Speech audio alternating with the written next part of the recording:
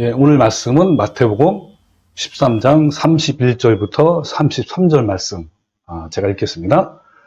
또 비유를 들어 이르시되 천국은 마치 사람이 자기 밭에 갖다 심은 겨자씨 하늘 같으니 이는 모든 씨보다 작은 것이로되 자란 후에는 풀보다 커서 나무가 되매 공중의 새들이 와서 그 가지에 깃들이니라.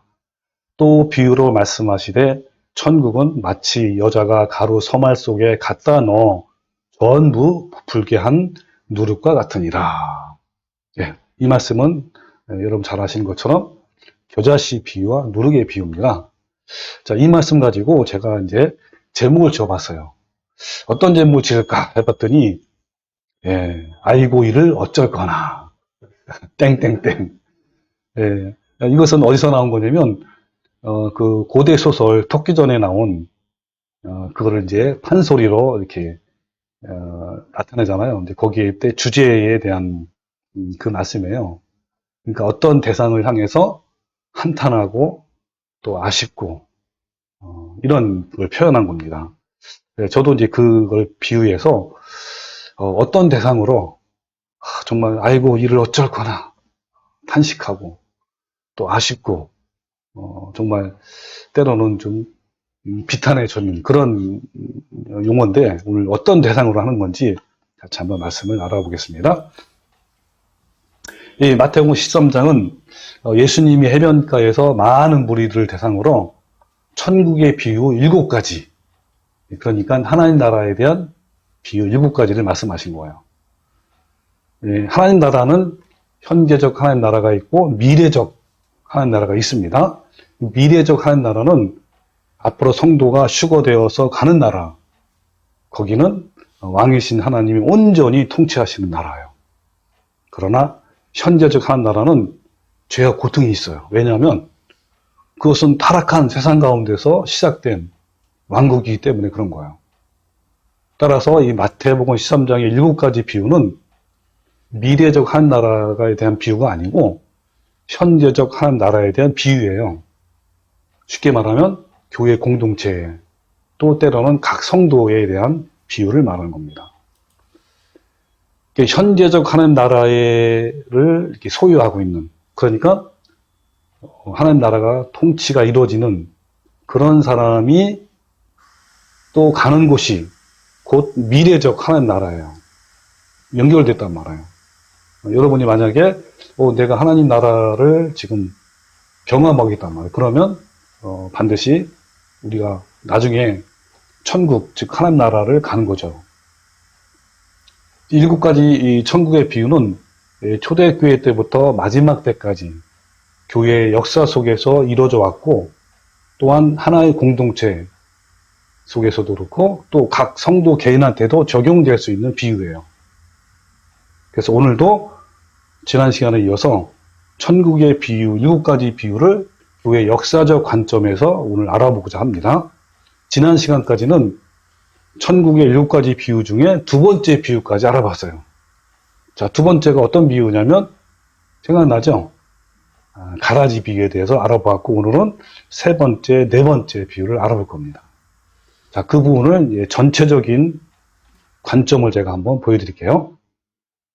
자, 7가지 천국의 비유를 교회사의 관점으로 이해하기라고 하는 제목인데, 자, 첫 번째는 씨 뿌리는 비유. 여기 4가지 밭의 비유가 있죠. 이것은 뭘 말하냐면 하나님 나라의 시작을 말하는 것이고, 지난 시간에 했던 가라지 비유는 진행을 말하는 거야.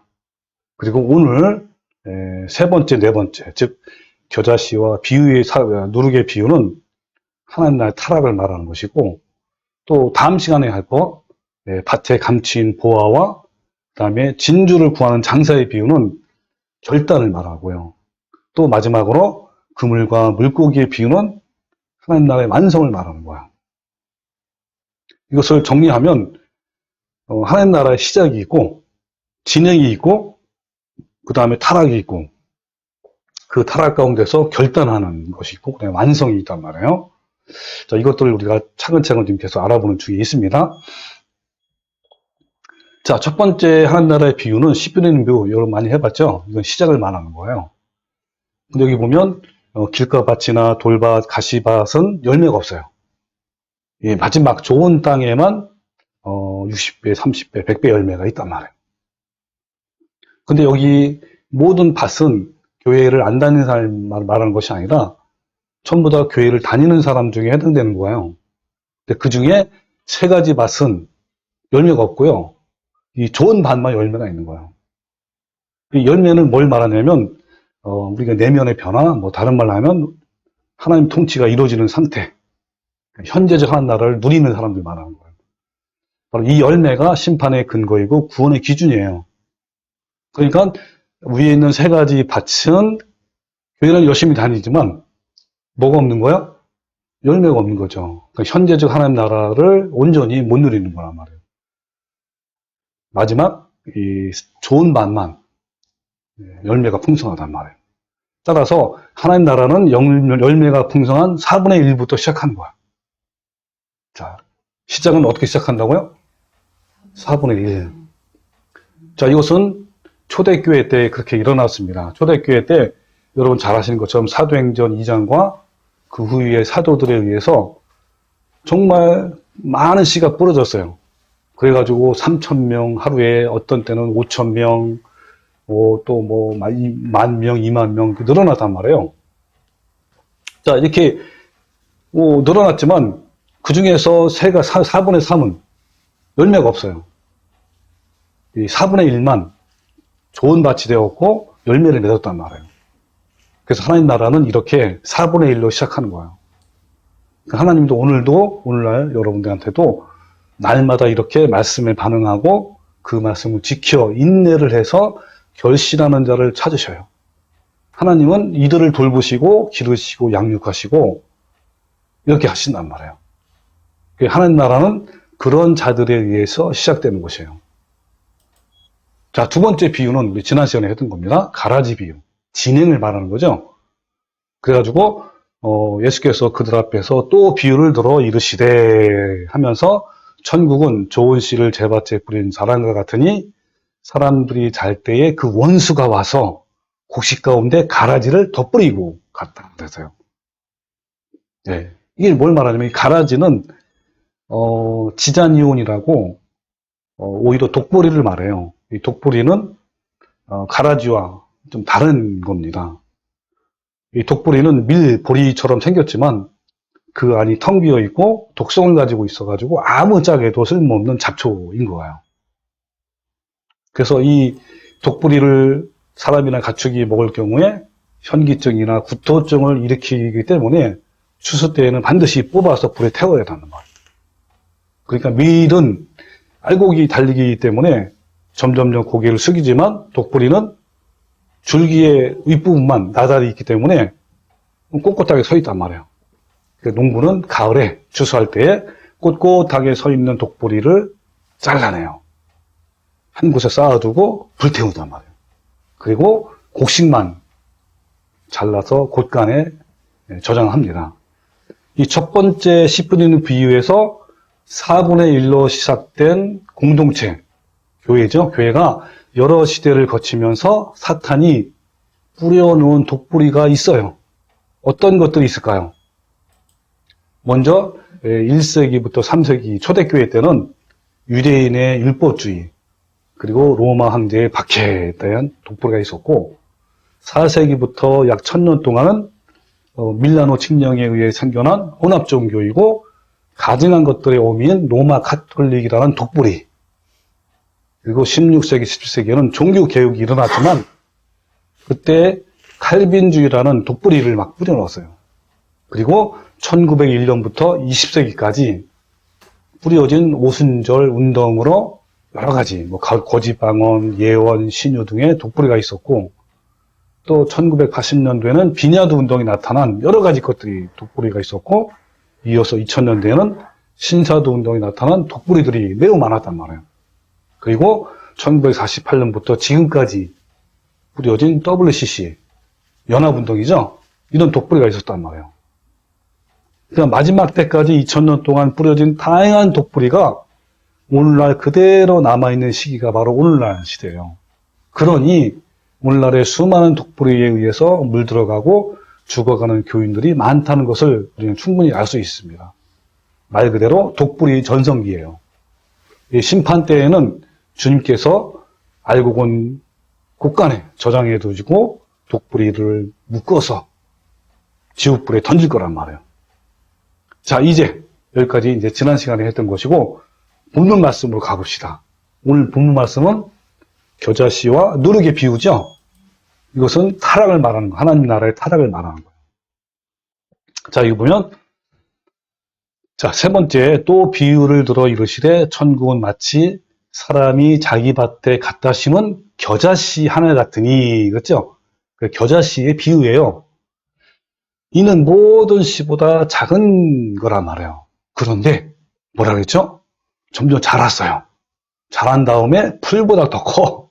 나무가 돼가지고, 그러니까 공중의 새들, 한 마리 새가 아니라 여러 마리 새들이 와서 그 가지에 깃들이고 집을 짓고 산단 말이에요. 이게 세 번째 겨자씨 비유고, 그 다음에 네 번째는 뭐냐면 또 비유로 말씀하시되 천국은 마치 여자가 가루 서말 속에 갖다 넣었어요. 뭘 넣었냐면 누룩을 넣었단 말이에요. 근데 넣었더니 어떻게 했어요? 부풀었어요. 근데 조금이에요? 아니면 전부예요? 전부 다 부풀었어요. 이런 것 같다라고 이렇게 했습니다. 근데 이 말씀을 어떻게 이제 해석하냐면, 이제 교회의 번영을 얘기를 하는데, 제가 질문 하나 드릴게요. 이 작은 겨자씨가 자라서 새들이 깃들일 만큼 풀보다 더 큰 나무가 되는 것은 또 하나, 이제 이것이 겨자씨 비유 아닙니까? 그리고 전부 다 부풀게 했잖아요. 한 누룩의 비유는 현재적 하나님 나라, 교회란 말이에요. 교회가 거대한 성장, 부흥, 확장, 이것을 의미하는 것일까요? 여러분은 어떻게 생각합니까? 이 비유는 교회의 확장과 부흥과 그리고 성장을 말하는 것일까요? 번영을 말하는 것일까요? 그런데 놀랍게도요, 대부분 사람들이 겨자씨와 누룩의 비유를 거대한 부흥과 성장, 확장을 이렇게 해석을 하고 있단 말이에요. 이 겨자씨 비유는 천국, 즉 교회의 외형적인 확장, 예를 들면 교인 수, 그 다음에 교인 뭡니까 이렇게 큰 건물, 영향력 이런 것을 말하는 것이고, 누룩의 비유는 내적으로 확장, 그러니까 진리의 발전과 교리의 발전이라고 이렇게 주장한단 말이에요. 네, 과연 그럴까요? 자, 특히 이 신사도 운동가들은요, 요엘서 2장과 함께 오늘 본문 말씀을 근거로 예수님이 재림 직전에 엄청난 마지막 부흥이 올 것이라고 주장한 거예요. 이것을 이른바 늦은 비 운동이라고 이렇게 주장합니다. 근데 이 신사도 운동가들뿐만 아니라 일반 교회에서도 겨자씨 비유를 어떻게 해석을 하냐면 이렇게 해석을 해요. 자, 이 겨자씨 비유는 초대교회에서 시작된 교회의 확장과 전 세계적인 복음화에 대한 교훈이다. 이 비유의 요점은 하나님 나라는 아주 작은 데서 출발하지만 아주 작고 초라하게 시작하지만 성장하면서 점점 커지고 열방이 거기에 다 모여들게 될 것이다 라고 해석을 하고 주장하고 가르치고 있어요. 또 이어서 그들은 뭐라고 해석하냐면 이렇게 이제 해석을 합니다. 겨자씨는 모든 씨 중에 가장 작은 것이지만 그러나 자란 후에는 큰 나무가 된다. 크게 자란 겨자나무는 온갖 새들이 찾아와서 그 가지에 깃들인다. 그래서 그것을 좀 더 풀이하면 이렇게 주장합니다. 자, 이처럼 기독교에도 처음에는 겨자씨처럼 아주 미미했다. 이 겨자씨와 같이 대부분 천사나무로 이루어진 아주 보잘것없는 12명의 제자들부터 시작했다. 그리고 이 제자들은 머지않아 70명의 제자 군단이 되었고 곧 500명이 되었다. 그리고 그 500명은 어느 날 3,000명, 어느 날 또 이 5,000명이 더해졌다. 그리고 이 고린도 지역에서는 1만 명, 2만 명, 3만 명으로 늘어났다. 그리고 마침내 역사상 가장 거대하고 강력한 로마 제국이 이들의 복음 앞에 무릎을 꿇고 넘어질 정도였다. 그리고 주 313년 로마의 황제 콘스탄틴 황제죠. 이 황제가 이 로마가 기독교의 무릎을 꿇었음을 공식으로 선언했다. 그래서 거기서 멈추지 않고 복음은 유럽으로, 또 아메리카로, 아메리카에서 아시아로, 또 아시아에서 아프리카로, 그리고 마침내 온 세상을 복음화했다. 그래서 현재 전 세계 인구 80억 명이잖아요. 그 중에 기독교인이 몇 명이냐면 24억 명이다. 그러면 80억에서 24억 명은 몇 프로죠? 30% 넘어요. 이른다. 라고 하는 거야. 하면서 대부분 교인들은 기독교의 번영과 확장을 자화자찬하고 있단 말이에요. 여기 기독교인은 왜 24억 명이냐면, 여러분 그냥 일반 기독교인 하면요, 다 포함이 돼요. 세 가지. 뭐 뭔지 아세요? 개신교, 천주교, 성공회. 이걸 다 기독교인이라고 하는 거예요. 그 인원을 세우면 24억 명이에요. 그러니까 전 세계 인구 중에 4분의 1. 그러니까 4명 중에 1명은 기독교인이란 말이에요. 그러면 어마어마하잖아요. 그 부흥이 얼마나 큰 겁니까?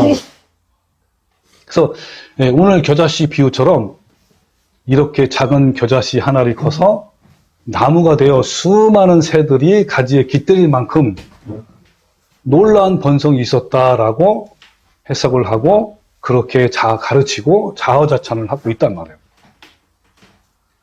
자, 과연 그럴까요? 이 두 가지 비유가 하나님 나라가 번성되고 확장되는 것일까요? 그런데 이렇게 하나님 나라가 확장되어 전 세계에서 32%나 되는 기독교인들이 있는데, 다시 말하면 4명 중에 1명이 기독교인이란 말이에요. 그런데 왜 이 세상은 더 타락되었을까요? 초대교회 때보다 수천 배, 수만 배 성장을 했으면 이 땅에 하나님 나라가 이루어져서 정의롭고 공의롭고 정말 거룩한 상태가 되어야 하는데 전혀 그렇지 않는 거야. 하나님 나라가 이렇게 수가 늘어나서 성장했는데 이 세상은 왜 더 타락하고 부패했을까요? 과연 교회의 규모가 커지고 수가 폭발할 정도로 늘어난 것이 진정한 성장일까요? 과연 현재 교회, 즉 하나님 나라가 초대교회 때보다 더 성장했을까요? 큰 건물, 많은 사람들, 부와 명성, 성공 등이 과연 하나님 나라의 확장인가요? 예수님은 지금의 교회의 모습을 겨자씨가 커서 나무가 된 것으로 말씀하셨을까요? 그러나 교회는요, 윤리적으로 더욱 타락했고 교회를 자녀에게 세습하고 기복주의와 신비주의와 또 성공주의와 종교 통합 등으로 매우 부패해졌단 말이에요. 교인 수는 많아졌는데 진짜 성도는 매우 적어요. 교회의 건물은 커졌는데 좁은 문으로 들어가는 자가 찾기 힘들어요. 이것이 과연 성장이고 부흥일까요? 오히려 성경은 마지막 시대의 교회는 타락하고 진리를 떠나고 배교하고 또 살아왔다는 이름은 가졌으나 실상은 죽은 자들로 가득 찰 것이라고 분명히 말씀하고 있어요. 자, 그 부분을 한번 성경으로 한번 확인해 봅시다. 자, 24억 명이란 말이에요. 그 중에서 어떤지 한번 봅시다. 자, 마태복음 25장 5절에 그때가 언제냐면 마지막 때를 말하는 거예요. 마지막 때. 천국은 마치 등을 들고 신랑을 맞으러 나간 열처녀와 같다 하리니 그 중에 5은 미련하고 5은 슬기 있는 자라. 미련한 자들은 등을 가지되 기름을 가지지 아니하고 슬기 있는 자들은 그릇에 기름을 담아 등과 함께 가졌더니 신랑이 더디움으로 다 졸며 잤다 그랬죠. 여기서요 10명의 이 처녀들은요 주님의 재림을 기다리는 사람이에요. 다시 말하면 정말 열심히 신앙생활을 하는 자들이에요. 그러니까 25억 명 중에 정말 예수님을 간절히 기다리면서 정말 신앙생활을 열심히 하는 사람이 얼마나 될까요? 근데 그런 중에 5명은 미련하고 5명은 슬기롭단 말이에요. 그 말은 무슨 말이죠? 여기에 기름을 가졌단 말은 성령 열매가 있단 말이에요. 근데 이들도 어때요? 신랑이 더디움으로 다 졸며 잤다란 말은 뭐예요? 마지막 때 신앙이 얼마나 정말 이렇게 게으르고 정말 이 온전한 신앙생활이 안 하는 것을 알 수 있는 거죠. 그죠? 쉽게 말하면 부흥이 아니란 말이에요. 또 마태복음 24장 30절에 보면 노아의 때와 같이 인자 임함도 그러하리라. 자, 인자 임함이 어느 때죠? 마지막 때를 말하는 거예요. 노아의 때와 같다. 노아의 때는 어떻게 말하냐면 홍수 전에 노아가 방주에 들어가던 날까지 사람들이 먹고 마시고 장가들고 시집가고 있으면서 홍수가 나서 그들을 다 멸하기까지 깨닫지 못하였으니 인자의 임함도 이와 같으리라. 저기 보면요, 노아 시대 때에 뭐 장가가고 먹고 마시고 시집가는 것이 뭐가 죄입니까? 이 말은 무슨 말이냐면 전부 다 세상에 빠져 있단 말이에요. 세상의 즐거움, 하나님을 찾아야 되는데 하나님을 찾기는커녕 세상의 즐거움이나 또 세상의 그 마음이 다 향해 있단 말이에요. 그러니까 마지막 때도 그렇단 말이에요. 마지막 때도 24억 명이라는 사람이 기독교인이라고 하지만 과연 정말 하나님을 온전히 찾고 열매를 맺어가는 사람이 그만큼 적다란 말이에요. 그리고 여기 있는 것처럼 이때 노아의 식구는 몇 명이죠? 8명만 구원받은 거예요. 그때 당시에 인구도요, 오늘날과 비슷하거나 최소한 몇억 명이 된단 말이에요. 그 많은 사람 중에 8명만 구원받다면은 그렇게 구원받는 자가 적다는 거죠. 또 누가 18장 8절 다 같이 볼까? 시작. 내가 너에게 이르노니 속히 그 원한을 풀어주시리라. 그러나 인자가 올 때에 세상에서 믿음을 보겠느냐 하시니라. 이 말씀은 과거의 비유를 말씀하시면서 이제 이 말씀 한 건데, 인자가 올 때 인자가 온단 말은 뭐예요? 예수님이 오신다는 말 아닙니까? 마지막 때를 말하잖아요. 그때 믿음을 보겠느냐는 말은 믿음이 있단 말 없단 말이에요? 보기 어렵다는 거란 말이에요. 너무너무 어려워요. 좀 이따 나오겠지만 정말 어려운 시기입니다. 또 마태복음 7장 13절에 보면 좁은 문으로 들어가라. 멸망으로 인도하는 문은 크고 그 길이 넓어 그리로 들어가는 자가 많고 생명으로 인도하는 문은 좁고 길이 협착하여 찾는 이가 적다 그랬습니다. 이게 바로 정답이에요. 여기서 넓은 문도요, 교회 안 다니는 사람이나 다니는 사람 중에 좁은 문으로 가는 사람이 매우 적어요. 찾는 자가 너무너무 적단 말이에요. 또 같은 말씀으로서 누가복음 13장 23절에 어떤 사람이 여짜오되 주여 구원을 받는 자가 적습니까? 라고 물어봤어요. 그때 예수님이 뭐라 했습니까? 좁은 문으로 들어가기를 힘쓰라. 내가 너에게 이르노니 들어가기를 구하여도 못 들어가는 자가 많다 그랬습니다. 들어가기를 구하는 자는 뭐냐면 정말 진리의 말씀을 알고 내가 열심히 살아야지, 주님의 성품을 닮아가는 그런 삶을 살아야지 라고 결심하는 사람 중에서도 못 들어가는 자가 많단 말이에요. 왜? 그만큼 너무 어렵거든. 이 주님의 이 가신 생명의 길은 그렇게 어려운 거란 말이에요. 또 계시록 3장 14절에는 7교회 중에 마지막 교회를 말해요. 라우디게아 교회인데 이 라우디게아 교회는 이 마지막 시대를 상징하는 그러한 교회라고 말합니다. 왜냐하면 그 말씀이 나와요. 한번 제가 읽어볼게요. 자, 라우디게아 교회에 사적에 편지하노라 하면서 내가 내 행위를 아노니 내가 차지도 아니하고 뜨겁지도 아니하도다. 내가 차든지 뜨겁든지 하기를 원하노라. 너가 이같이 미지근하여 뜨겁지도 아니하고 차지도 아니하니 내 입에서 너를 토하여 버리라. 여러분이 아시겠지만 미지근한 물은 굉장히 좀 토할 정도로 약간 좀 그렇잖아요. 구역질 나고 그런 신앙을 가진 사람들은 구역질 난다, 맺힐 것이다, 토할 것이다, 아주 강력하게 말씀해요. 근데 이들은 뭐라고 얘기하냐면 자기네들은 반대로 얘기해. 뭐라고 얘기하죠? 나는 부자래. 쉽게 말하면 뭡니까? 이 세상에서도 부자를 말하는 거지만 뭘 말하냐면 아까 말한 정말 교회도 크고 규모도 크고 정말 교회도 열심히 나가고 새벽교도 열심히 나가고 이런단 말이에요. 그런 것들을 말하는 거예요. 나는 부자라 부유하여 부족한 것이 없다. 난 충분하다 이제. 교회도 부흥됐고 얼마나 크냐. 교회의 건물도 크고 그리고 헌금이 얼마나 많이 거칩니까? 이런 걸 말하는 거예요. 그러나 뭐라 했죠? 내 곤고한 것과 가련한 것과 가난한 것과 눈먼 것과 벌거벗은 것을 알지 못하는도다. 이렇게 말하는 겁니다. 자, 이게 오늘날의 마지막 때에 일어날 일이에요. 그 마지막은 그 부흥이에요? 아니면 그 반대입니까? 그 반대를 말하잖아요. 그죠? 그 지금의 교회가 초대교회 때보다 더 성장했다고 생각할 수 있습니까? 더 진리가 확장되었다고 생각할 수 있습니까? 구원받은 수가 더 많아졌다고 생각이 됩니까? 더욱 빛과 소금이 되었다고 생각합니까? 자, 만약 아니라면, 자, 이것이 아니라면 본문 말씀을 정말 잘못 해석을 한 거예요. 이 겨자씨 비유와 누르개 비유를 해석하는데 분명히 뭔가 문제가 있단 말이에요. 무엇이 문제일까요? 자, 오늘 그 부분을 같이 한번 확인을 해보는 겁니다. 자, 먼저 겨자씨 비유를 볼까요? 잘 보세요, 여기는.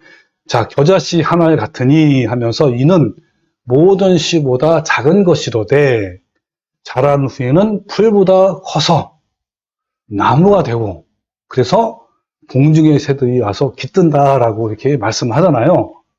자, 이것을 해석을 해야 될 거 아닙니까? 비유니까 뭘 상징하는지. 자, 이 말씀은 어떻게 해석을 하면 될까요? 자, 첫 번째 문제점이 뭐냐면 겨자가 크면 풀보다 더 커져서 나무가 될 수 있을까요? 네? 이 겨자는요, 무나 배추나 가시나 유채, 양배추와 같이 겨자과에 속해 있는데 보통 1년생 풀이에요. 여러분 아시겠지만 무나 배추도 농사 지을 때 보통 1년을 동안 키우고 거두잖아요. 그것처럼 겨자도요, 보통 1년생에 해당이 된단 말이에요. 여러분 겨자라고 하면 어떤 식물을 말하는 거죠? 일반적으로 독 쏘는 그런 매운맛의 향신료로 널리 인식되어 있단 말이에요. 줄기가 자라면 보통 1m나 2m 정도 자라요. 꽃은 유채꽃처럼 노란색이고 또 내장의 꽃잎인데 십자의 모양입니다. 다시 간단하게 표현하면 겨자는 나무가 아니고 풀이에요, 풀.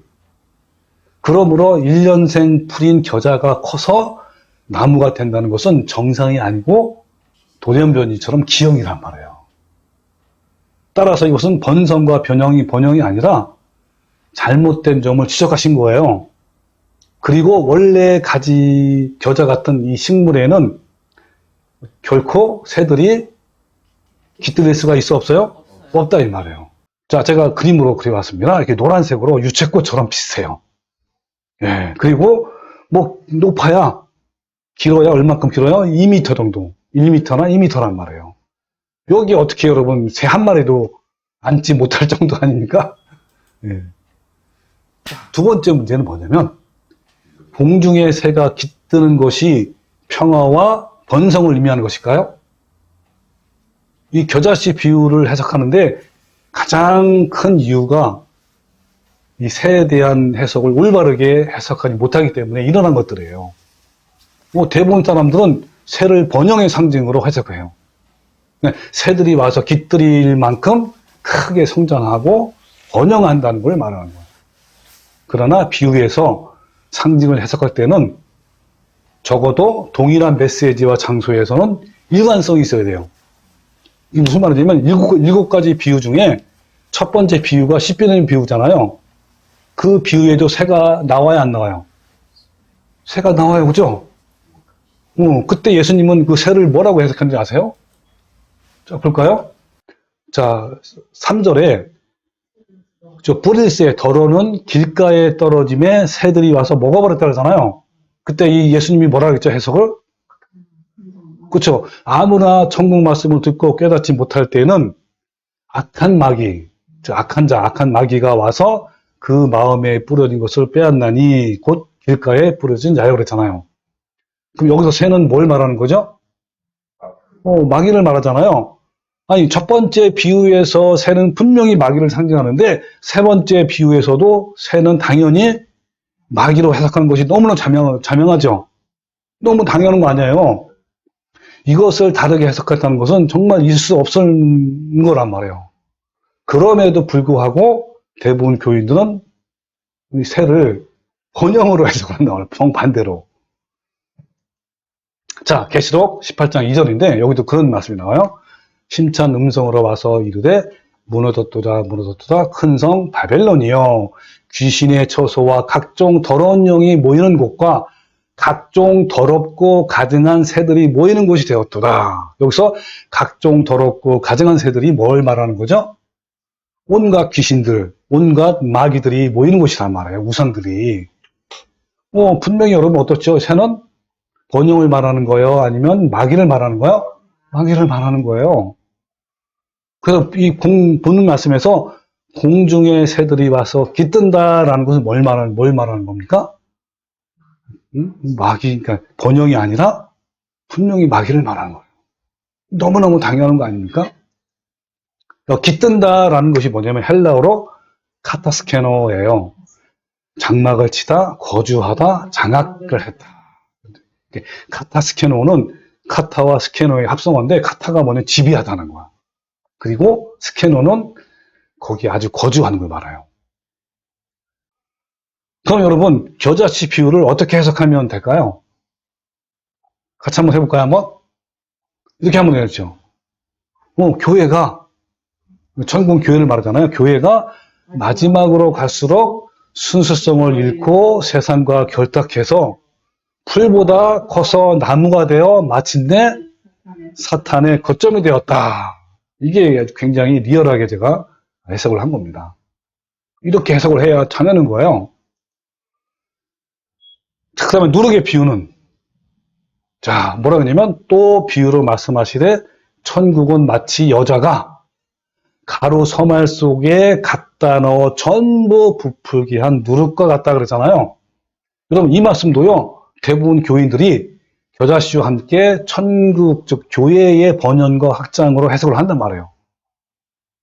즉 겨자씨의 비유는 아까 외형적인 확장을 말하는 것이고 누룩의 비유는 내적 확장, 그러니까 진리와 발전과 교리 발전으로 해석을 한단 말이에요. 과연 그럴까요? 자, 이 부분도 한번 같이 해석을 해봅시다. 여러분 누룩은요, 누룩이 효만이니까 이것은 한마디로 곰팡이를 말하는 거예요. 누룩을 반려시키는 원리는 부패란 말이에요. 그러니까 부패의 원리를 이용해서 반려시키는 거예요. 그러므로 반려할 때 누룩을 적당량 이상을 넣으면 썩게 되고 오래 두면 더 썩게 되는 거죠. 따라서 부패의 원리인 누룩이 확장이고 번영이라고 말할 수가 있을까요? 부패의 원리인데 아니죠. 그 성경에 누룩이라는 단어가 23군데 나오는데 한 번도 좋은 의미로 사용된 적이 없어요. 자, 그 부분을 한번 제가 성경을 확인해 볼게요. 자, 6월절 때 어떻게 나왔냐면 출애굽기 12장 18절에 이렇게 나와서요.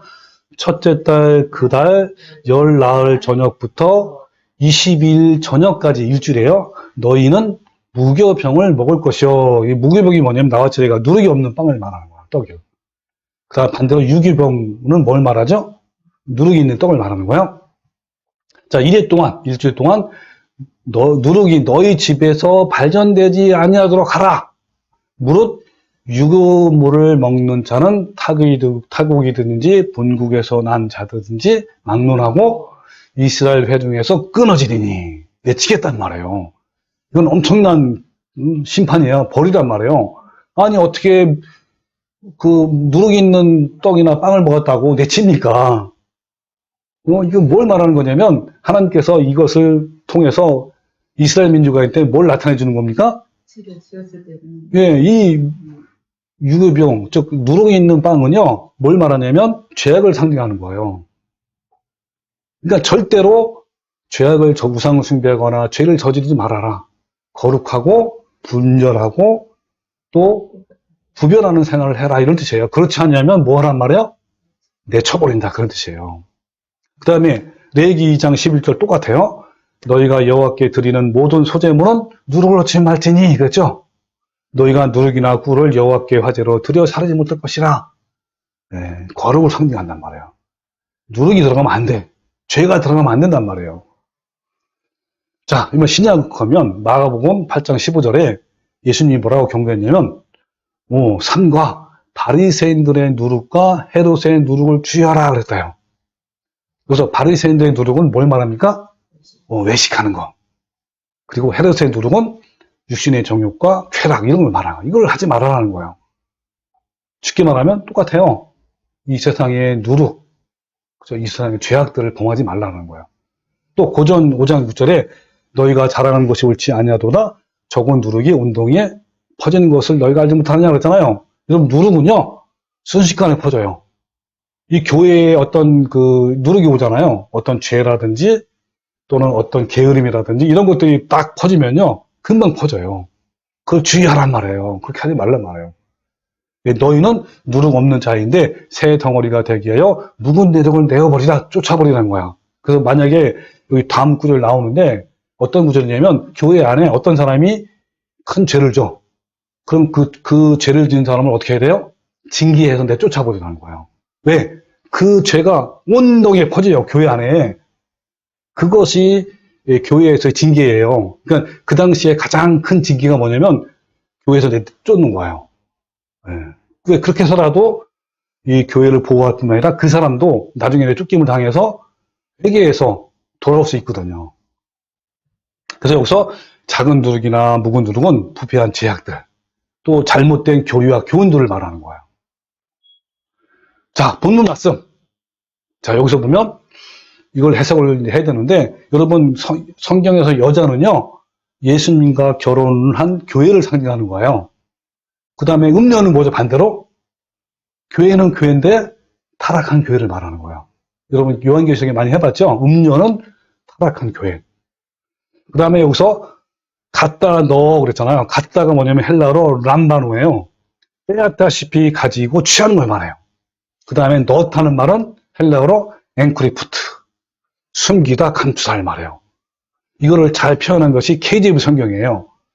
woman took and hid. 여러분 took는 take의 과거잖아요. take가 취하다, 가지라고가 아닙니까? 그리고 hide는 어떻게 하다? 숨기는 거 아니에요. 그러니까 뭡니까? 이걸 해석하면 이런 거죠. 여자가 누룩을 빼앗다시피 취해서 몰래 숨겨놓았다라는 거예요. 이거를 이제 그 상징을 풀면 이런 거죠. 교회가 사탄의 누룩, 즉 부패한 비진리, 잘못된 교리, 교훈 이런 것들을 적극적으로 자발적으로 받아들였다라는 걸 말하는 거예요. 여러분 이해되십니까? 이 부분? 네. 그러니까 누룩이 온덩이에 퍼지는 것이 교회의 번영이고 부흥이 아닌 거죠. 이렇게 명확한데도 불구하고 대부분 교인들은 전혀 엉뚱하게 해석을 한단 말이에요. 따라서 교회는 마침내 온 누룩으로 오염되고 부패하고 타락했는데 일부가 아니고 뭐라 그랬죠? 전부 전체가 다 퍼져 있단 말이에요. 어디가? 교회가 교회 공동체가 현재적 하는 나라가 이렇게 부패가 그러니까 누룩이 온덩이 퍼진 것처럼 이런 나쁜 교리, 잘못된 교리가 퍼져 있단 말이에요. 비진리가. 그러므로 지금의 교회는요 누룩으로 취해 있는 교회예요. 자, 이걸 정리하면 10분의 1은 첫 번째 비유에서 4분의 1로 시작된 하나님 나라가 어떻게 됐죠? 두 번째에서는 마귀가 계속해서 그 하나님 나라의 그 교회에 뭘 뿌렸어요? 독뿌리를 계속 뿌렸잖아요. 그 진행이 됐어요. 그래서 현재적 하나님 나라, 즉 교회는 역사 속에서 뿌려진 독뿌리에 의해서 진리는 계속적으로 어떻게 돼요? 변질되고 부패되고 타락해진 거예요. 교회 공동체가 마지막으로 갈수록 순수성을 잃어버리고 세상과 결탁하고 풀보다 커져 나무가 되어서 마침내 사탄의 거점이 되는 거예요. 공중의 새들이 와서 그 가지에 깃든다라는 말은 뭐라고요? 사탄이 교회를 점령하고 있다라는 걸 말해요. 지금 이 시대의 교회를 보십시오. 교회는 잠시 세상에 존재하는 풀과 같은 거예요. 그러나 마지막 시대의 교회는 외형적으로 너무너무 거대해졌어요.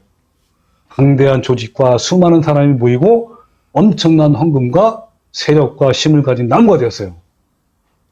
이른바 메가처치. 메가처치가 뭐야?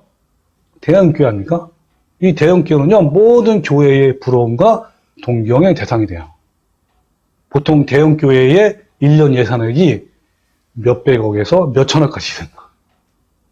건물이 자랑이 되고 모여드는 사람의 수가 영적인 바로미터가 되고 거두어진 헌금의 액수가 힘이 되는 시대예요. 그러니까 대형교회 목사와 성도가 큰 소리를 내요. 그러면 그들의 메시지와 신학이 표준이 돼. 다 따라간단 말이야, 쉽게 말하면. 그러니까 외형적으로 보면 너무도 세상을 닮은 교회란 말이에요. 세상의 방식과 성공과 가치가 교회의 기준이 된 거예요. 이것이 바로 현대 교회 현실이에요. 그러니까 세상이 지배하는 원리가 교회를 지배하고 있어요. 그러면 거기에 속해 있는 교인들은 역시 세상과 닮아 있어요? 아니면 거룩한 생활하고 있어요? 닮아 있어요. 세상과 닮아 있는 거예요. 그러니까 세상의 힘의 논리가 교회의 힘의 논리고 성공이라는 이름이 하나님의 이름을 사용하여 신앙으로 둔갑했어요. 그래서 교회를 세습하고 교회의 성폭력이 난무하고 강단의 세속화, 불법 건축하고 부정부패가 많고 또 성공신학 등이 정말 마치 세상의 기업과 닮았단 말이에요. 이미 교회는 나무가 되어 있어요. 그리고 각종 새들, 마귀들이 모여 있단 말이에요. 아니 어떻게 이 지경이 되었을까요? 어떻게 대형교회가 되는 것이 목사들의 동경이 되어버렸을까요? 또 어떻게 엄청난 부와 권력을 쥔 목사가 되는 것이 한국교회 목사들의 동경이 되어버렸을까요? 간단해서 십자가와 십자가를 지는 삶은 사라지고 성공을 강연하는 그런 컨설팅 세미나가 되었고 목사는 권위 옷을 입고 축복하는 그런 자리에 앉아서 군림하는 자가 됐단 말이에요. 간단해서 어떤 것들을 설교하는지 여러분 한번 보십시오. 혹시 여러분 유튜브에서 다른 교회 설교 들어봤어요? 어떤 것들이 나오냐면 잘 사는 비결, 성공하는 비결, 행복하게 사는 비결, 능력 있는 삶, 또 건강 세미나도 많아요. 어떻게 하면 건강하게 사는 것인가? 뭐 긍정의 힘 등등. 그러니까 세상 어느 곳에서도 볼 수 있는 것이 교회 안에 가득해요. 그러니까 현대적 하나님 나라는 마귀가 점거할 만큼 외형적으로 나무처럼 비대해져서 타락하고 말았어요. 자, 그러면 여러분께 한번 질문 들어볼게요. 자, 그렇다면 내부적으로 어떠한 누룩, 즉 비진리와 잘못된 교리에 교훈합니까? 이런 것들이 교회에 전부 퍼져 있을까요? 그러니까 성경에 보면 온동이에 퍼져 있다고 그러잖아요. 어떻게 이런 누룩이 교회의 온동이에 퍼져 있을까요? 어떤 것들이 있을까요? 자, 어떤 누룩이 온동이에 퍼졌냐면, 즉 어떤 교리와 어떤 잘못된 교훈이 이 온동이에 교회에 퍼졌냐면 첫 번째 가장 큰 게 강력한 게요, 칼빈주의예요. 이 칼빈주의는 뭐 창세전에 구원이 예정되었다라는 거 아닙니까? 칼빈이 뭐라 하냐면 하나님께서는 그 뜻에 따라 아담의 타락 전에 모든 인류와 모든 개인의 운명을 미리 정해놓았다. 이거 아닙니까? 이 칼빈주의는요, 두렵고 떨리는 구원을 완전히 무장해제시켰어요. 그 다음에 구원은 더 이상 두려움의 대상이 아니라 찬양의 대상이란 말이에요. 그래서 어떤 목사가 뭐라냐면 우리나라의 칼빈주의에 그 해당되는 목사가 90% 이상이라요. 과장이 됐겠지만 그 정도로 많다는 말이에요. 또 해방신학. 이 해방신학이 뭐냐면 구원을 사회복음으로 정의하는 거예요. 이 부분은 제가 안 했기 때문에 좀 더 설명할게요. 1960년대 남미에서 시작된 해방신학은 기독교 장로교와 감리교의 영향을 아주 미쳤어요. 많이. 이 해방신학의 대상은 교회가 아니라 사회를 말하는 거예요. 그러니까 억눌린 자들을 건져내는 것이 구원이고 사회 정의를 실현하는 것이 구속이다 라는 주장이고, 그러니까 해방신학은 개인 구원보다는 사회 구원을 중시합니다. 그래서 해방신학의 목적은 가난한 자를 구제하고 독재로부터 자유케 하고 평등을 보장함으로써 하나님의 세계를 건설하는 것을 말하는 거예요. 그러니까 인간이 하나님을 대신해서 이 세상의 이상세계를 만들어, 즉 유토피아를 만들어야 된다라고 주장하는 사람들이에요. 이 해방신학은 한국 독재 체제에서 민중신학으로 발전했어요. 우리나라에서는.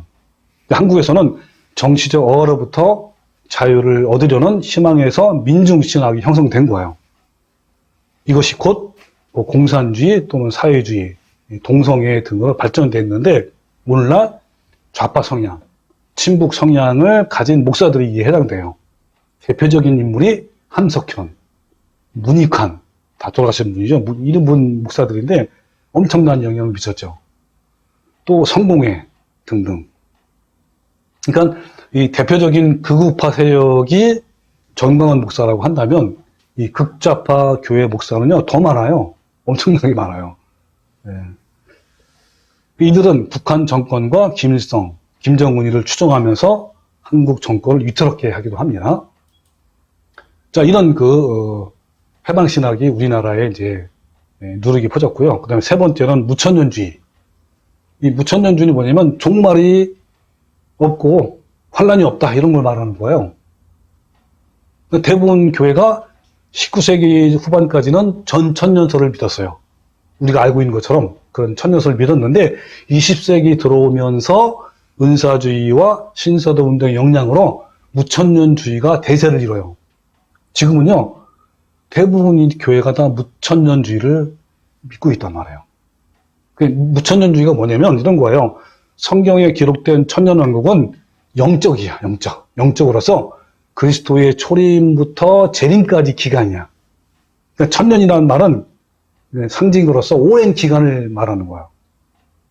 이 기간 동안에 교회는 세상에서 전성기를 누려요. 물론 환난과 재앙 등이 있지만은 이런 것은 그냥 작은 그냥 어려움 정도이다. 그리고 지금 시대는 교회 전성기다. 교회가 전성기를 누린 다음에 재림이 있다. 라고 하는 거야. 또 극단적인 무천년주의는 재림도요, 상징으로 본단 말이에요. 그러므로 무천년주의의 교회가는 번영신학과 맥을 같이 하고 요한계시록의 모든 것을 상징으로 봄으로써 이 종말의 개념을 완전히 없애버렸어요. 쉽게 말하면 지금이 천년왕국 시대고 지금이 유토피아 시대다. 그러니까 교회가 더 부흥할 것이고 전성기 시대다 이런 걸 말하는 것이 무천년주의예요. 그 다음에 성공주의, 번영주의 다 연결된 거죠. 성공이고 신앙이고 예수님을 잘 믿으면 세상에서 축복과 성공과 출세한다. 이걸 말하는 거 아닙니까? 강단에서 말씀을 전하는 종교꾼들은 성경의 모든 말씀을 정말 기가 막히게 축복으로 연결해서 만들어서 설교를 해요. 그렇기 때문에 오늘날 수많은 교인들은 교회 열심히 나가고 담임 목사를 순종하면서 이렇게 잘 믿으니까 자신에게 복의 복을 더 달라고 막 아우성치고 기도하고 이렇게 한단 말이에요. 여러분, 성공과 번영과 축복주의에서 자유로운 교회가 얼마나 있을까요? 저는요, 아까 칼빈주의가 몇 프로라 했죠? 어떤 목사가? 90% 그러는데, 이 번영주의, 성공주의는요, 거의 100% 가까워요. 여기서 자유로운 교회가 없을 것 같아. 많이. 물론 있겠죠. 이 누룩에 취하지 않는 교회가 얼마나 될까요? 제가 이 부분에 대해서는 예전에 많이 설명했으니까 한번 참고하시고요. 그 다음에 다섯 번째는 방언기도, 은사주의, 신사도운동. 이것은 1901년부터 시작해서 100년 동안 지금까지 이어왔잖아요. 그래가지고 방언기도, 은사주의, 신사도운동은 현재 온 교회를 삼켜버릴 정도로 외형적으로 비대해졌고 또 내부적으로도 온통 썩어가고 있어요. 자, 이 부분에 대해서도 제 유튜브 채널에 영상이 많이 올라와 있고 요즘에도 적주로 주일 예배 때 자세히 알아보고 있습니다. 생략을 할게요. 그 다음에 WCC 연합운동. 그러니까 모든 종교는 다 같다. 이게 뭐죠? 종교 다원주의 아닙니까? 이것이 이제 1948년부터 시작된 거예요. 지금까지 점점 더 커져요. 이것이 또 전 교회를 오염시켰어요. 여러분, 2000년 동안 교회가 자발적으로 이런 누룩들을 받아들였단 말이에요. 그래서 마지막 시대에 교회는 온통 누룩에 취해 있어요. 전신에 암세포가 퍼져 있는 것처럼 모든 진리에 누룩이 다 퍼져 있단 말이에요. 칼빈주의에 취해 있고, 무천년주의에 취해 있고, 해방신학, 성공주의에 취해 있고, 방언기도, 은사주의, 신사운동에 취해 있고, WC에 취해 있단 말이에요. 여러분, 누룩 없는 교회가 어디 있을까요? 여러분, 누룩 없는 과연 성도가 있을까요? 어디? 저는요, 눈을 뜨고 찾아봐도 없는 것 같아요. 그래서 저는 이제 어떤 때 이런 생각 들어요. 그 엘리야가 한탄하면서, 아까 오늘 제목 배웠죠? 아이고 이를 어찌없거나 그랬잖아요. 그것이 바로 엘리야가 어떤 걸 외쳤냐면, 그 시대에 아합 왕 때의 이스라엘 백성들을 보고 오직 나만 남았거늘 그랬어요. 자기밖에는 진리를 찾는 데 없다라고 하나님께 이렇게 얘기한 거예요. 한탄하면서. 아이고 이를 어쩔 거나 했단 말이에요. 그러나 이 절망한 엘리야에게 주님께서 희망을 주셨어요. 뭐라고 희망 주셨는지 알아요? 그렇죠. 예, 열왕기상 19장 18절에 그러나 내가 이스라엘 가운데 7,000명을 남겼다 했어요. 네. 이 7,000명은 뭐야? 바울에게 무릎을 꿇지 아니하고 바울에게 입맞추지 아니한 자라. 네. 그러니까 엘리야가 보기에는 너무 절망했잖아요. 자기만 남은 것 같아. 바알 선지자, 세상으로 다 나간 것 같아, 이스라엘 민족이. 근데 주님께서, 예수님 하나님이 7,000명이 있다라고 희망을 준 거예요. 저도 이 희망을 믿어요. 여러분, 지금 이 시대의 교회를 보십시오. 겨자씨 비유처럼 교회는 외형적으로 비대해졌지만 내부적으로 온통 누룩으로 부패하고 타락했어요. 교회는 잠시 세상에 존재하는 풀잎임을 잊어버리고 나무처럼 너무 거대해졌고 너무 부해졌고 교만해졌고 너무 세력이 커졌지만 또 누룩의 비유처럼 교회는 자발적으로 몰래 누룩을 끌어들여서 교회 전체를 비진리와 잘못된 교리로 오염시켰단 말이에요. 올바른 진리를 전하는 교회를 찾기가 너무너무 어려울 만큼 전체가 누룩으로 오염됐단 말이에요. 이런 상황 속에서 이제 거의 대다수의 교인들은 자신도 모르는 채 그냥 그렇게 지옥으로 끌려가고 있어요. 아이고 이를 어쩔 거나. 제가 이 부분을 너무 잘 표현한 이 신성난 집사라 책을 썼어요. 전에 한번 소개했는데 어쩔 거나 한국교회라는 그 두꺼운 책이에요. 그 책에서 몇 가지를 발췌했습니다. 그 내용을 제가 읽어드릴게요. 한국교회 요란한 외적 허세에 비해 실상이 너무 비참하다는 것이지요. 아마 겉모습만으로 평가한다면 개신교 역사상 최고의 교회는 한국교회일 것입니다. 유사 이래 단일 교회당 출석 교인의 수가 50만 명이 넘는 교회가 언제 있었던가요? 이거 어디를 말한 거죠? 순복음교회를 말한 거죠. 또한 단일 국가에서 목사의 수가 10만 명이 넘는 교회가 얼마나 있었을까요?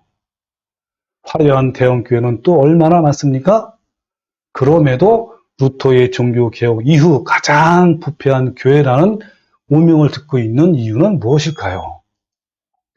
목사가 돈맛을 알면 교회마저 팔아먹고 신학자가 돈에 눈이 멀면 예수도 못 알아본다.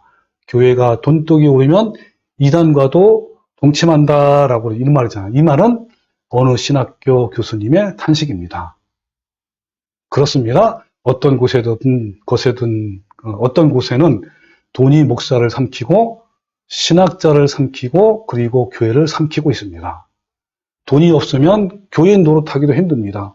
11조나 기타 헌금을 적게 하면 부끄러워서 교회에 나가기도 힘듭니다. 교회 안에서 누가 헌금을 얼마나 하는지 알아내는 관행이 아주 오래전부터 잘 갖춰져 있기 때문입니다. 이 말은 무슨 말인지 알죠? 어느 성도가 어느 교인이 얼마큼 교회 산당을 다 하고 있단 말이에요.